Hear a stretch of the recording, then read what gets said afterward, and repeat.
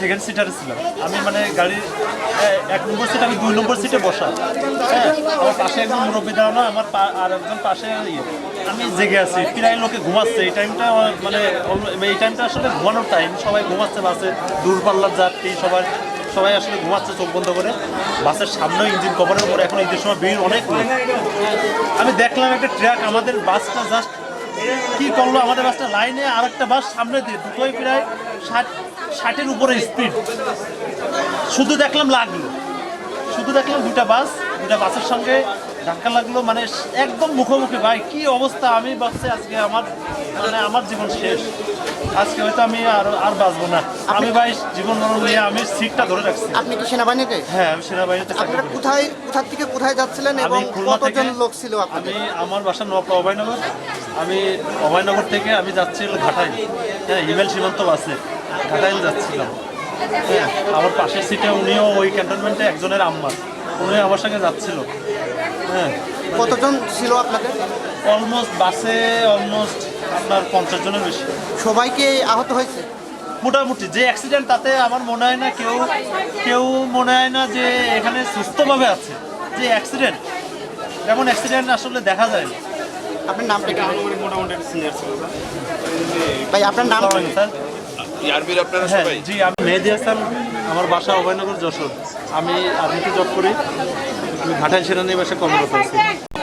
খুলনা থেকে জামালপুর দিকে যাচ্ছিলাম, আপনার কুষ্টিয়া পার হয়ে এসেছি, তখনই আপনার ডিফেন্সের যে বাস সামনে আসছে, সামনে এসে লাগাই দিতে, আর সামনে আমার যারা ছিল তারা অলমোস্ট ডেট হয়ে গেছে। আপনার বাসা কোথায়?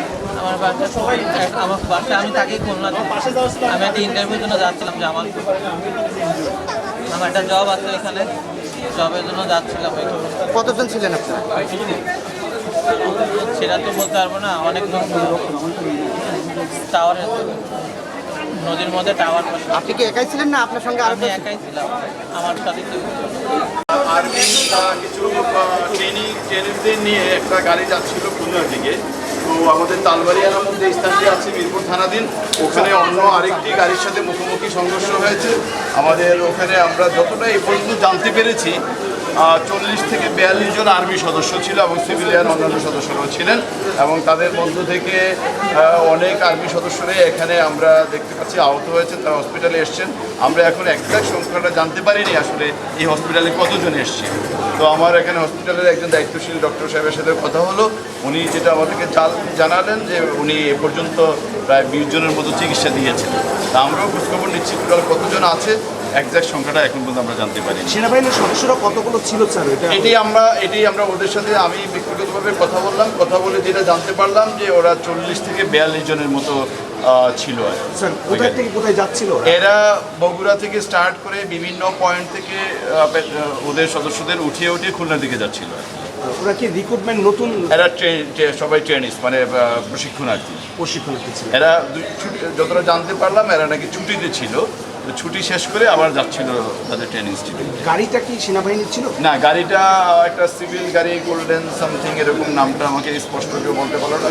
এটা যাত্রীবাহী মানে সাধারণ বি পজিটিভ রক্ত লাগবে, খুব ইমার্জেন্সি। পরিবহনের গাড়ি। এই আমাদের পুলিশ লাইনে একটু বলে দাও তো, বি পজিটিভ আমাদের হসপিটালে একটু বলে দাও যে রক্তের জন্য রক্ত ইয়ে রাখে, বি পজিটিভ রক্ত লাগবে, বি পজিটিভ। যত রক্ত আছে বিভিন্ন গ্রুপের এগুলো স্টক করতে বলো। এটাই আপাতত আমরা বিষয়টা ইয়ে করছি, খোঁজখবর রাখতেছি এবং চিকিৎসা ডক্টর সাহেবের সাথে আমার কথা হলো, ওনারা আন্তরিকভাবে চিকিৎসা দিচ্ছেন এবং সবাই কাজ করছে এটা নিয়ে। তা আমার আপনাদের মাধ্যমে সবারকে একটু বলতে চাই যে আপনারা একটু ভিড়টা একটু কমাই দিতে বলেন সবাই।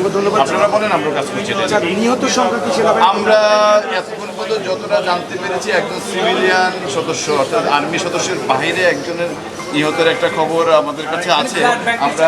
আমরা এখনো আমি নিজে দেখিনি, তথ্যটা এরকম আছে, আমরা খোঁজখবর রাখছি এই আসলে